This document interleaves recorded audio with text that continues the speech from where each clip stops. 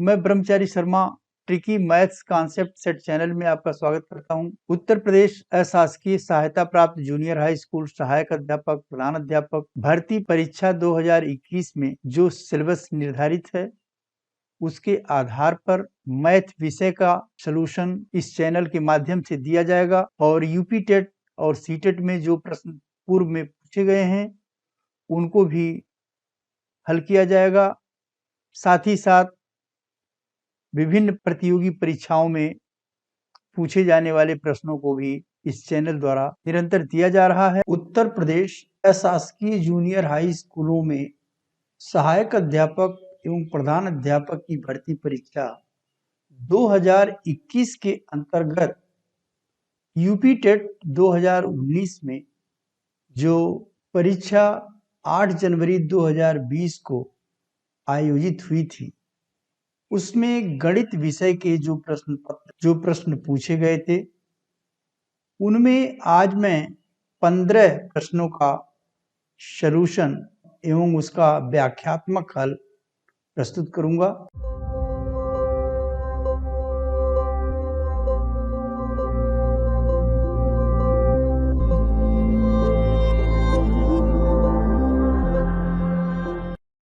Question number 1 है, यदि त्रिभुज ABC के अंतःवृत्त का केंद्र O और BOC बराबर 110 अंश हो तो एंगल BAC का मान होगा। यहाँ पर एक त्रिभुज है ABC जिसका अंतःवृत्त का जो केंद्र है वह O है। त्रिभुज का एक कोण B है, एक कोण C है।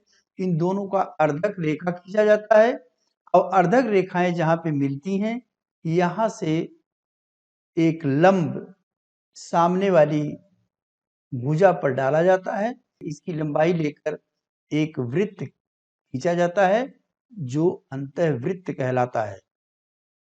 प्रश्न में दिया हुआ है BOC बराबर 110 डिग्री, एंगल A का मान बताना है। एक प्रमेय है कि एंगल BOC बराबर होगा 90 डिग्री प्लस A/2 और इसी से ये BOC की वैल्यू दी हुई है और 90 डिग्री प्लस A/2 की हेल्प से हम A की वैल्यू निकाल सकते हैं। अब ये BOC बराबर 90 डिग्री प्लस A/2 कैसे आया, इसको समझने के लिए यदि हम देखें तो एक त्रिभुज है हमारे पास BOC, इसमें B/2 ये है, this angle is B/2, B/2 this angle plus C/2 this angle plus 110, इन तीनों का योग 180 अंश के बराबर होगा क्योंकि त्रिभुज के तीनों अंतःकोणों का योग 180 अंश होता है। एक दूसरा त्रिभुज है यहाँ ABC, इस त्रिभुज के भी अंतःकोणों का योग 180 होगा अर्थात angle A plus B plus C ये बराबर 180 अंश होगा। अगर इसमें हम 2 से भाग दे दें तो angle A/2 plus angle B/2 plus angle C/2 बराबर 90 डिग्री होगा और यहाँ पर यदि हम B/2 प्लस C/2 बराबर निकालें तो ये आएगा इस 90 माइनस A/2 की। Angle B/2 plus angle C/2 is equal to 90 degree minus A/2। B/2 और C/2 की वैल्यू को यहाँ पर यदि हम रखें इक्वेशन नंबर 1 में तो इसकी जगह पर B/2 और C/2 की जगह पर हम 90 डिग्री माइनस A/2 लिख सकते हैं। तो अब हमारा यहाँ पर हो जाएगा 90 डिग्री माइनस A/2 और plus BOC that is equal to 180 degree और BOC बराबर हो जाएगा 180 में से जब हम 90 घटाएंगे ये बराबर के उस पार जाएगा तो 90 आएगा और ये minus A/2 minus angle A/2 बराबर के दूसरी तरफ जाएगा तो प्लस हो जाएगा तो BOC बराबर 90 डिग्री प्लस एंगल A/2। अब इस प्रश्न को इसी प्रमेय के आधार पर एंगल BOC बराबर 90 डिग्री प्लस A/2, यहाँ पर BOC की जगह हम 110 डिग्री लिखेंगे और ये 90 है प्लस A/2 बराबर 110 माइनस 90 बराबर 20, A/2 बराबर 20, then A is equal to 40 और ये हमारा करेक्ट ऑप्शन सी होगा। यदि किसी संख्या के 75% में 75 जोड़कर वही संख्या प्राप्त हो जाए तो वह संख्या होगी। मान लिया वो संख्या x है, x का 75% प्लस 75 बराबर x, वही वैल्यू आ गई सेम x। अब यहाँ पर इस 75x इंटू 75% को हम इधर ले जाएंगे बराबर के दूसरी ओर, तो x minus x into 75 by 100 this is equal to 75। अब इसको हम 25 से काट देंगे, 25 तिया 75, 25 चौके 100 आ जाएगा, तो ये हो जाएगा x minus 3x by 4 is equal to 75। x में से अगर हम 3x बाई 4 माइनस करेंगे तो ये आ जाएगा x बटे 1 लिख सकते हैं इस x को, इसका एलसीएम जो है 4 आएगा, 4 में हम 1 से डिवाइड करेंगे 4 आएगा, 4x, x में मल्टीप्लाई करने पर 4x minus 3x, 4x minus 3x by 4 is equal to 75। यहाँ पर x हो जाएगा, x इज इक्वल टू इसका क्रॉस मल्टीप्लीकेशन करेंगे तो x is equal to 4 into 75 that is equal to 300 और इसका जो करेक्ट ऑप्शन होगा वो होगा option B. 2 to the power 50, 3 to the power 40, 4 to the power 30 तथा 5 टू द पावर 20 में सबसे बड़ी संख्या क्या है? यहाँ पर अगर हम 10 के पावर में जितने भी संख्याएं हैं यहाँ पर सबको हम 10 के पावर के रूप में लिखेंगे, तो ये हो जाएगा 2 टू द पावर 50 को हम लिख सकते हैं 2 to the power 5 total power 10, 3 to the power 4 power 10 हो जाएगा क्योंकि 10 इंटू 4 हो जाएगा 40। यहाँ पर 10 से जब डिवाइड कर देंगे 30 को 3 आएगा, 4 टू द पावर 3 पावर 10, यहाँ पर भी 10 से डिवाइड करेंगे तो 2 आएगा, 5 टू द पावर 2 पावर 10, तो सबका पावर 10 हो गया और ये 2 टू द पावर 5 को हम 2 इंटू 2 इंटू 2 इंटू 2 इंटू 2 करेंगे और ये आ जाएगा 32 टू द पावर 10 और ये हो जाएगा 3 into 3 into 3 into 3 that is equal to 81 to the power 10 और ये हो जाएगा 4 इंटू 4 इंटू 4, 16 चौके 64, 64 पर पावर 10 और ये हो जाएगा 5 into 5 25, 20 power to the power 10। तो सभी संख्याओं पर पावर 10 हो गया। अब इसमें से देखेंगे कि यह सबसे बड़ी संख्या क्या है, तो सबसे बड़ी संख्या यहाँ पर 81 है और 81 के सापेक्ष हमारा जो नंबर है वो है 3 टू द पावर 40, इसलिए इसका जो करेक्ट ऑप्शन होगा वो होगा सी।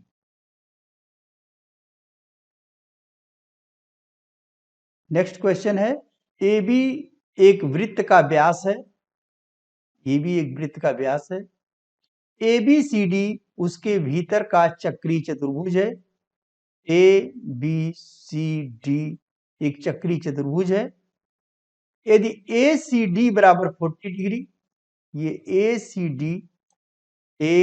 डी बराबर 40 डिग्री है तो बी ए डी का माप क्या होगा? हमको बताना है, हमें बताना है बी ए डी का माप क्या होगा, ये एंगल हमें निकालना है।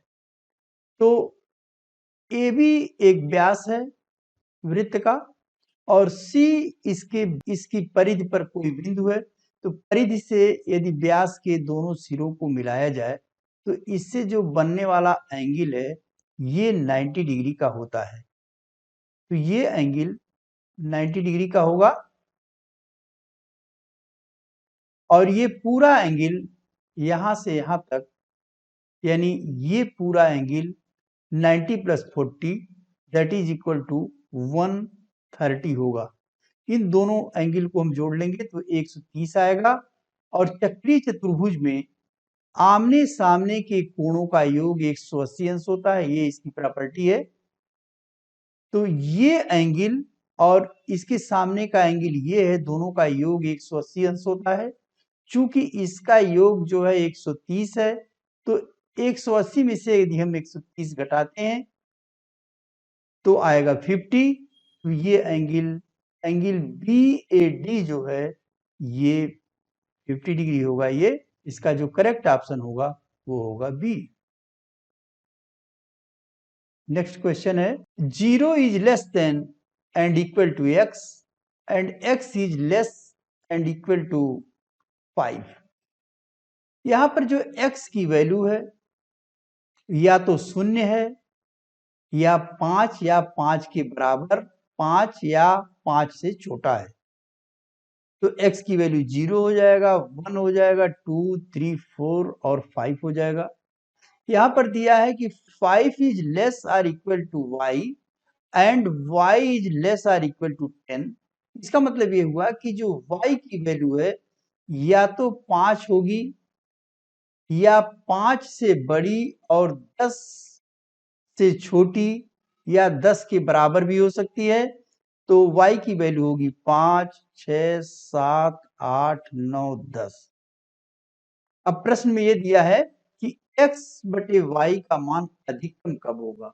x बटे y का मान अधिकतम कब होगा। x बटे y का मान अधिकतम तब होगा जब x की वैल्यू अधिक से अधिक हो और y की वैल्यू कम से कम हो। तो यहाँ पर x की वैल्यू जो अधिक से अधिक होगी वो तब हो सकता है कि जब हम x की वैल्यू 5 लें। तो यहाँ पर x की वैल्यू हम 5 ले लेंगे और y की वैल्यू कम से कम क्या हो सकती है, वो होगी 5। तो यहाँ पर हम 5 लेंगे तो 5/5 इज इक्वल टू 1 आएगा और सबसे बड़ी संख्या यहाँ पर x बटे y बराबर 1 होगी और इसका option C correct option. y is equal to 7x minus 2 के लिए निम्नलिखित में से कौन सा कथन सत्य है। y की वैल्यू दी हुई है 7x माइनस 2। अब x की वैल्यू अगर हम 1 लें तो y की value 7 into 1 minus 2 that is equal to 7 minus 2 is equal to 5 आएगा। x की वैल्यू 2 लें तो y की वैल्यू 7 इंटू 2 माइनस 2, 7 दूनी 14 में से 2 गया 12 बचेगा। x की वैल्यू अगर हम 3 लें तो y is equal to 7 into 3 minus 2 that is equal to 19। तो x की वैल्यू हम 1 से लेकर के इसको बढ़ते जाएंगे और जितनी ही वैल्यू x की लेते जाएंगे y उसके सापेक्ष y की वैल्यू प्राप्त होगी। इसका मतलब कि इसके लिए, इस समीकरण के लिए इसके अनंत हल होंगे और इसका ऑप्शन ए करेक्ट ऑप्शन होगा। नेक्स्ट क्वेश्चन है 49 टू द पावर 15 माइनस 1 किस संख्या से पूर्णतः विभाजित है। x to the power n minus 1, ये संख्या अगर x पर कोई भी पावर है माइनस 1 है तो ये सदैव x माइनस 1 से विभाज्य होती है। एग्जाम्पल के लिए अगर हम n की वैल्यू 1 ले लें तो x माइनस 1 यह x माइनस 1 से विभाजित हो जाएगी और आएगा 1। x की वैल्यू यदि हम 2 ले लें तो इसको हम लिख सकते हैं x to the power 2 minus 1 upon x minus 1।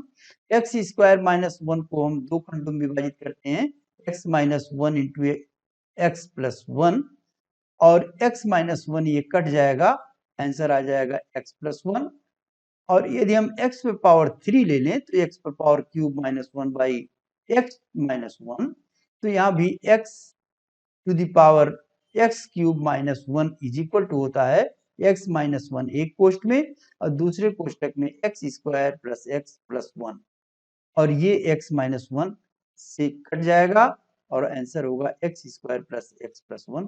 इस तरह से हम x की कोई भी वैल्यू लें वह x माइनस 1 से विभाजित होगी। तो यहाँ पर x बराबर जो है x इज इक्वल टू दिया है 49 और 49 x की वैल्यू दी है, इसमें से हम 1 माइनस करेंगे 49 minus 1, 49 minus 1 is equal to 48 तो संख्या 48 से ये संख्या जो है पूर्णतः विभाजित होगी 48 से या 48 के गुणनखंड से। तो 48 का गुणनखंड क्या हो सकता है? 48 का गुणनखंड 2 हो सकता है, 2 से 48 कट सकता है, 3 से कट सकता है, 4 से, 6 से, 8 से, 12 से, 16 से और 24 से कट सकता है। तो यहाँ पर एक तो 48 होगा और दूसरा इसका गुणनखंड होगा।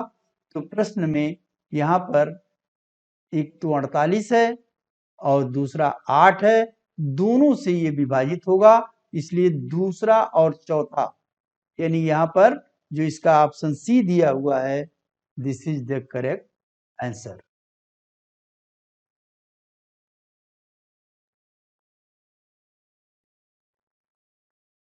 अगला क्वेश्चन है cos 135 degree into sine 210 degree cos 150 degree divided by sine 270 degree cos 315 degree, इसकी वैल्यू निकालनी है, क्या होगी?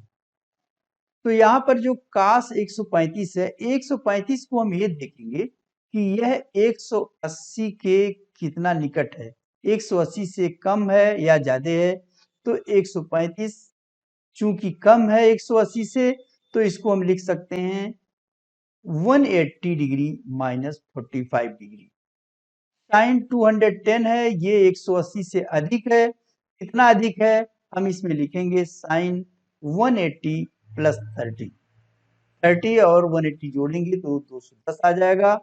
और ये 150 डिग्री 180 से 30 कम है, इसको हम लिख सकते हैं 150 को लिख सकते हैं कास 180 माइनस 30 डिग्री।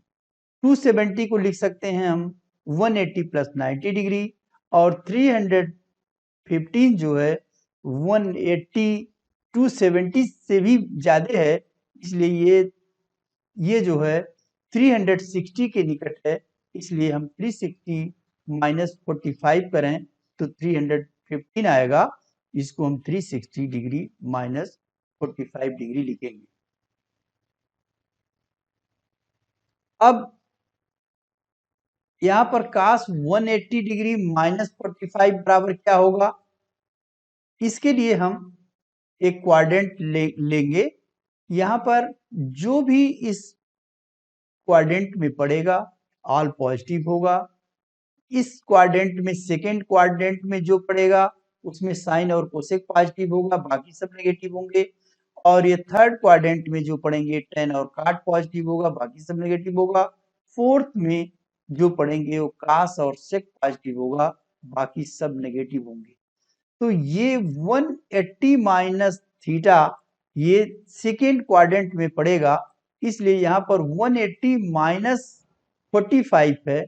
कास क्योंकि केवल साइन और कोसेक ही पॉजिटिव होंगे, बाकी सब नेगेटिव होंगे, तो कास 180 माइनस 45 यहाँ पर माइनस साइन लगेगा, माइनस कास 45 हो जाएगा। साइन 180 प्लस 30 ये यहाँ पर पड़ेगा थर्ड क्वाड्रेंट में, 180 प्लस 30 है और 10 काट इसमें पॉजिटिव होता है, बाकी सब नेगेटिव होंगे, तो साइन 180 प्लस 30 भी माइनस साइन 30 होगा। और कास 180 माइनस 30 इस सेकेंड क्वाड्रेंट में पड़ेगा, यहाँ भी ये कास की वैल्यू माइनस में आ जाएगी, तो माइनस कास 30 होगा। और 180 प्लस 90 ये थर्ड में होगा, तो यहाँ भी ये माइनस में होगा, माइनस साइन 90। और ये कास 360 माइनस 45 है, तो कास और सेक की वैल्यू पॉजिटिव होती है, क्योंकि ये कास 360 माइनस 45 है, इसलिए केवल कास 45 डिग्री होगा। अब इसकी वैल्यू हम यहाँ पे रखेंगे, माइनस टर्म लिखा जाएगा, कास 45 की वैल्यू होती है 1/√2। इसको आपको याद करना पड़ेगा कि किसकी वैल्यू कितनी होती है। कास 45 की वैल्यू 1/√2 होती है, माइनस टर्म लिखा जाएगा साइन 30 की वैल्यू 1/2, कास 30 की वैल्यू करड़ी में 3/2 होता है, और साइन 90 की वैल्यू 1 और कास 45 की वैल्यू 1/√2।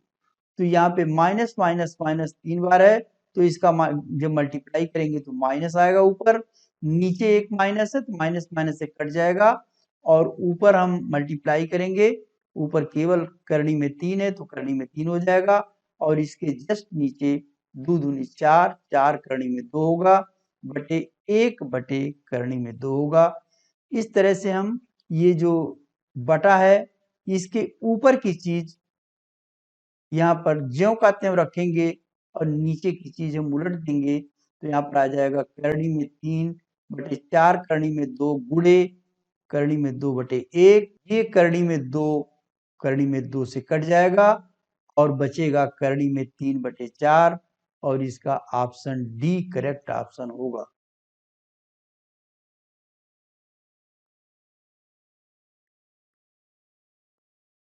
नेक्स्ट क्वेश्चन है, दो सतत विषम संख्याओं का गुणनफल 6723 है तो छोटी संख्या का वर्गमूल है। यहाँ पर 6723 दो संख्याओं का गुणनफल है। पहले इसको हम फैक्टराइज करेंगे। सबसे पहले हम इसको देखेंगे, इसका योग क्या 3 से कटेगा, तो 3 2 5, 5 7 5 12, 12 6 18 होगा, 18 3 से कट जाएगा, इसलिए पूरी संख्या 3 से कटेगी। तो यहाँ 3 से 3 दूनी 6, 3 दूनी 6 और 3 चौक 12 हो जाएगा, 3 1 3। फिर 3 से हम काटेंगे 21 को, 3 7 21, 1 उतरेगा, 4 आ गया, 14 हो गया, 3 चौक 12, 2 शेष बचेगा, 21 हो जाएगा, 3 7 21। फिर 3 से हम इसे काटेंगे, 3 दूनी 6 और 1 उतरेगा, 14 हो जाएगा, 3 चौक 12 और 2 हो जाएगा, 27, 3 9 27। फिर 3 से काटेंगे, 3 बटे 24 और 3 त्रिका 9, 6723 का गुणनखंड हो जाएगा 3 गुणे 3 गुणे 3 गुणे 3 गुणे 83, यानी ये हो जाएगा 81 गुणे 83। ये दो ऐसी संख्याएं हैं जो सतत विषम है। 81 के बाद दूसरा विषम संख्या 83 ही है, तो इन दोनों का गुणनफल 6723 होता है। अब इसमें से छोटी संख्या का वर्गमूल पूछा गया है, तो ये छोटी संख्या 81 है, 83 इससे बड़ी है, तो 81 का जो वर्गमूल होगा वो 9 होगा, और इसका जो करेक्ट ऑप्शन होगा वो होगा बी।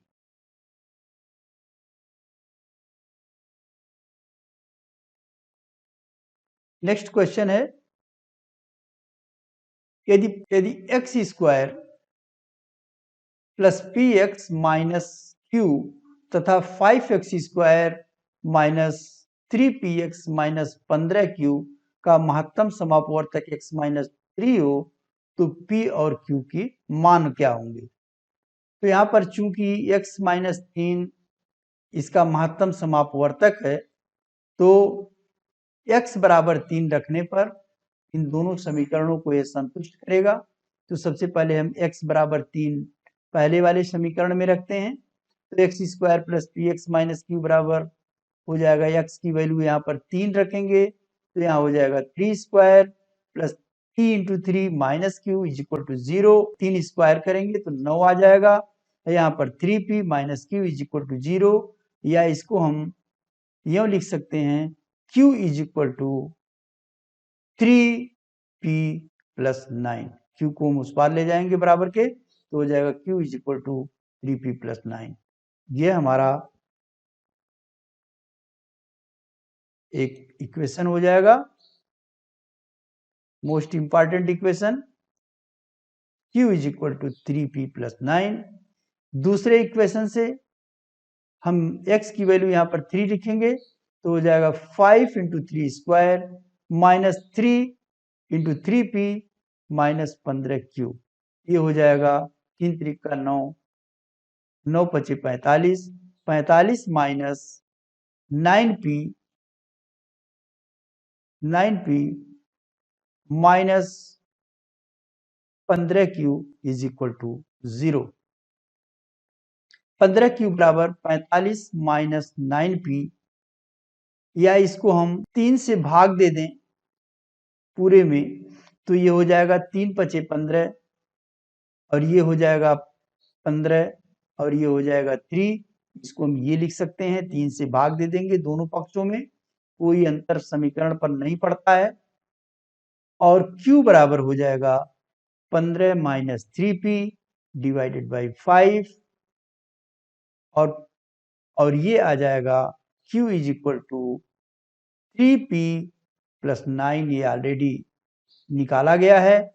तो Q की वैल्यू ये भी है और Q की वैल्यू ये भी है। तो हम Q की वैल्यू दोनों को ले करके P की वैल्यू पहले हम ज्ञात करेंगे, इसका क्रॉस मल्टीप्लीकेशन करेंगे तो ये हो जाएगा 15 माइनस 3P, 5 तिहाई 15P प्लस 5 नवा 45 बराबर हो जाएगा 15 माइनस 3P। 3P को इस इधर ले आएंगे, बराबर के इस पार लाएंगे तो 15 3 18P हो जाएगा और ये 15 इस 45 को हम बराबर के उस पार ले जाएंगे तो माइनस हो जाएगा। तो माइनस 45 प्लस 15 ये माइनस 30 हो जाएगा। तो P बराबर हो जाएगा माइनस 30 बाई 18 और इसको हम 6 से काट देंगे, 6 पचे 5 आ जाएगा यहाँ पर और यहाँ पर आ जाएगा 6 त्रिक 18। P इज इक्वल टू हो जाएगा माइनस 5/3। ये हमने इक्वेशन नंबर 1 ऑलरेडी ले रखा था।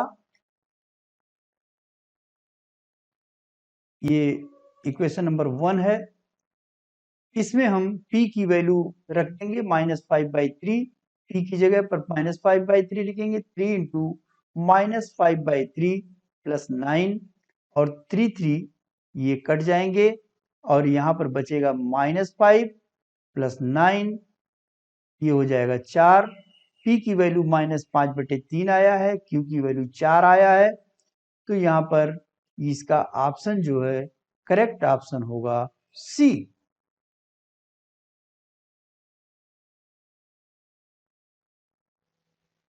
नेक्स्ट क्वेश्चन है, एक बेलन, अर्धगोला तथा शंख जिनकी आधार और ऊंचाई एक समान है, उनके वक्र पृष्ठीय क्षेत्रफलों में अनुपात क्या होगा। तो यहां पर एक बेलन है और अर्धगोला है और ये शंकु है। यहां पर R is equal to H दिया है, यानी जितनी इसकी त्रिज्या है उतनी उसकी ऊंचाई है। तो बेलन का वक्र पृष्ठ बराबर होता है 2 पाई आर एच। चूंकि H बराबर R है तो H की जगह हम R लिख देंगे तो ये हो जाएगा 2 पाई आर स्क्वायर। अर्धगोले का वक्र पृष्ठ ये होता है 2 पाई आर स्क्वायर, तो ये हम 2 पाई आर स्क्वायर लिख देंगे। और शंकु का जो वक्र पृष्ठ होता है वो होता है पाई आर एल। ये कोई शंकु है,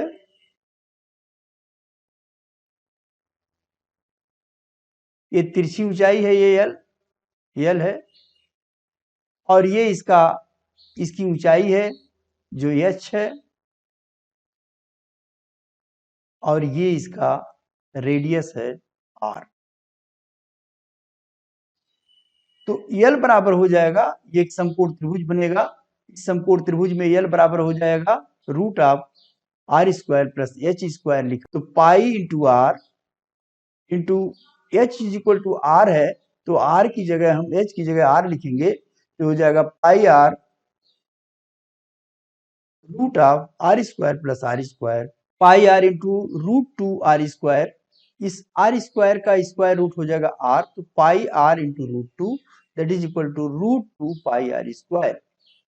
अब तीनों का जो वक्र पृष्ठ आया वो है 2 पाई आर स्क्वायर, ये बेलन का है।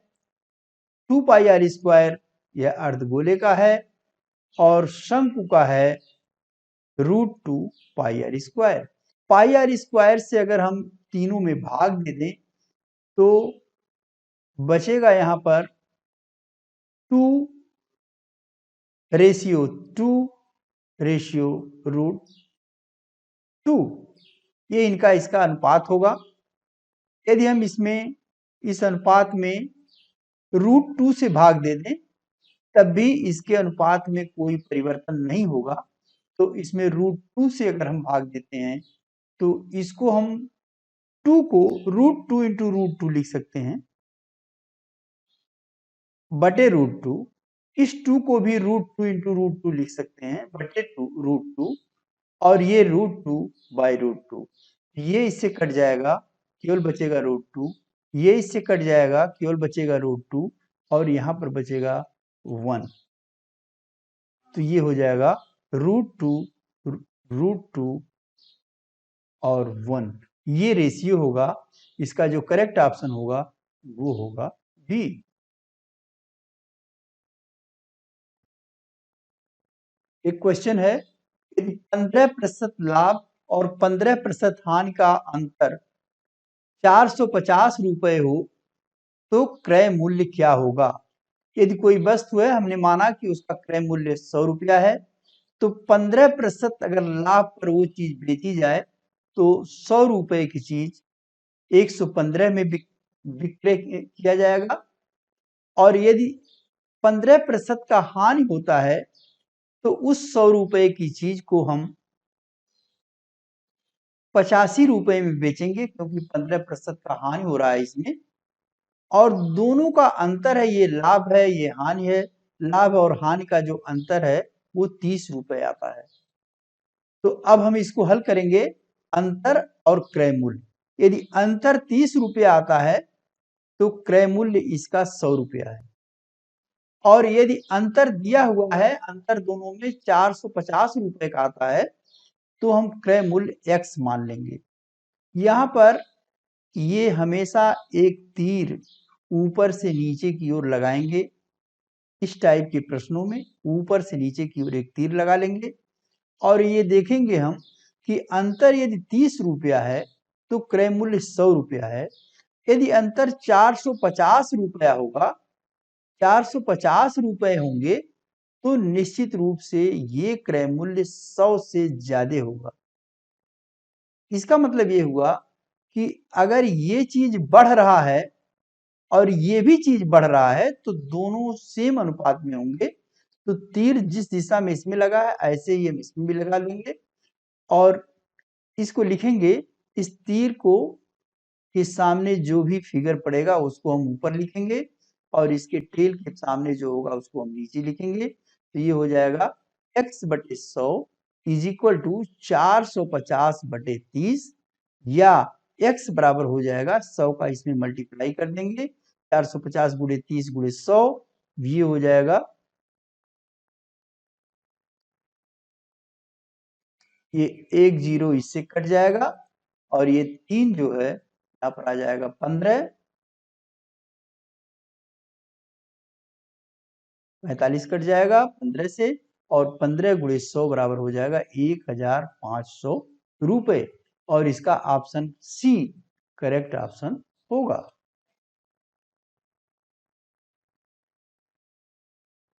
नेक्स्ट क्वेश्चन है, त्रिभुज ए बी सी एक समद्विबाहु त्रिभुज है जिसमें angle A B C 90 degree है, तब त्रिभुज ए बी सी के बारे में सत्य कथन क्या है। यहाँ पर त्रिभुज है एक ए बी सी जो समद्विबाहु है, इसका मतलब इसकी दो भुजाएं आपस में बराबर हैं। तो एक ए बी बराबर बी सी के और ये एंगल ए बी सी, ये एंगल 90 डिग्री दिया हुआ है। ये एक समकोण त्रिभुज है। इस समकोण त्रिभुज में ए सी स्क्वायर बराबर A B square plus B C square होता है। यदि ए बी और बी सी बराबर है तो ए सी स्क्वायर बराबर या तो 2bc स्क्वायर होगा या 2ab स्क्वायर होगा। अब ऑप्शन में देखते हैं कि ए सी स्क्वायर बराबर यहाँ 2ab स्क्वायर दिया हुआ है, इसका मतलब ये करेक्ट ऑप्शन इसका बी होगा।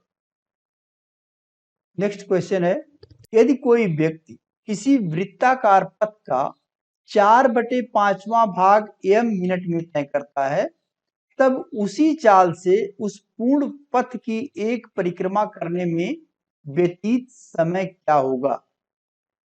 तो वृत्ताकार पथ का भाग है कि कितना भाग चलता है, कितना टाइम लेता है, वृत्ताकार पथ का भाग और ये कितना टाइम लिया, मिनट में लिख दिया हमने। तो 4/5 भाग अगर वो तय करता है, m मिनट लगते हैं उसको, तो एक पूरा चक्कर करने में कितना समय लगेगा, ये प्रश्न में पूछा गया है। तो सबसे पहले हमने इस टाइप के प्रश्नों को बताया था कि एक तीर हम ऊपर से नीचे लगा लेंगे, यहाँ पर x की ओर टेंड करेगा।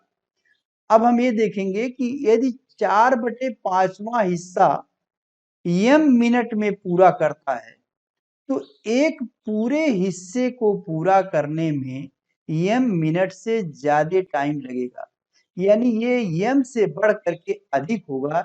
ये हमारा बढ़ रहा है और इसको देखेंगे क्या ये भी बढ़ रहा है, तो 4/5 से 1 हो गया, इसका मतलब ये हुआ कि ये भी बढ़ रहा है।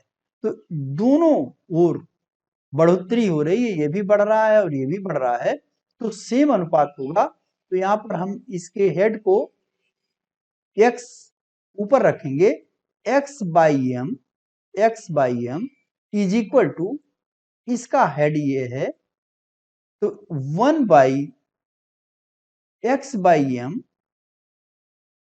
1 बाई 4/5, या हम इसको यूं लिख सकते हैं x बाई m बराबर 1, इस बटे के ऊपर की चीज ज्यों की त्यों होगी और नीचे की चीज उलट जाएगी, तो 1 इंटू 5/4 हो जाएगा।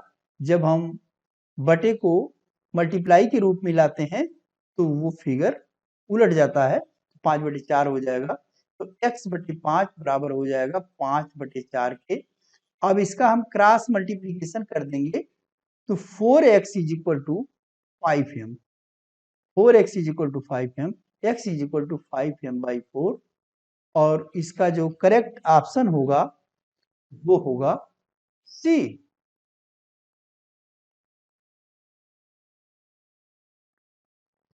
नेक्स्ट क्वेश्चन है, यदि x plus y is equal to 2z, तो x बटे x minus z plus z बटे y माइनस जेड का मान क्या होगा। तो x plus z is equal to 2z लिखा हुआ है, तो इसको 2z को हम z प्लस जेड लिख सकते हैं, तो x प्लस वाई बराबर z प्लस जेड, और इस z को हम बराबर के इस पार लाएंगे तो चिन्ह इसका बदलेगा, x माइनस जेड हो जाएगा, और z के उस पार बराबर के उस पार ले जाएंगे y को, तो z माइनस वाई हो जाएगा। अब x by x minus z plus z by y minus Z की वैल्यू निकालनी है, तो यहाँ पर x माइनस जेड की जगह, यहाँ पर x माइनस जेड की जगह हम z माइनस वाई लिखेंगे, तो यहाँ पर x z minus y plus z by y minus z, तो इसको ज्यों का त्यों लिखेंगे x बटे जेड माइनस वाई। लेकिन अगर यहाँ पर हम माइनस टर्म ले लें तो ये z माइनस वाई ये भी हो जाएगा, तो माइनस हमने यहाँ ले लिया, तो z बटे जेड माइनस वाई होगा। अब इसमें z माइनस वाई इसका एलसीएम हो जाएगा, z माइनस वाई, और ये x माइनस जेड हो जाएगा, x minus z upon z minus y. x minus z is equal to z minus y already दिया हुआ है, तो इसकी जगह पर हम z माइनस वाई लिखे, नीचे z माइनस वाई ऑलरेडी है, और ये इससे z माइनस वाई और z माइनस वाई ये दोनों आपस में कट जाएंगे और इसकी वैल्यू 1 आ जाएगा, और इसका करेक्ट ऑप्शन होगा सी। कृपया यदि वीडियो पसंद आया हो तो इसे लाइक एवं शेयर करें, और यदि चैनल को आप पहली बार देख रहे हैं तो कृपया इसे सब्सक्राइब कर दें, और यदि इससे रिलेटेड किसी प्रकार का डाउट हो तो प्रश्न पूछ सकते हैं। अगले वीडियो में शेष 15 प्रश्नों का हल दिया जाएगा। धन्यवाद।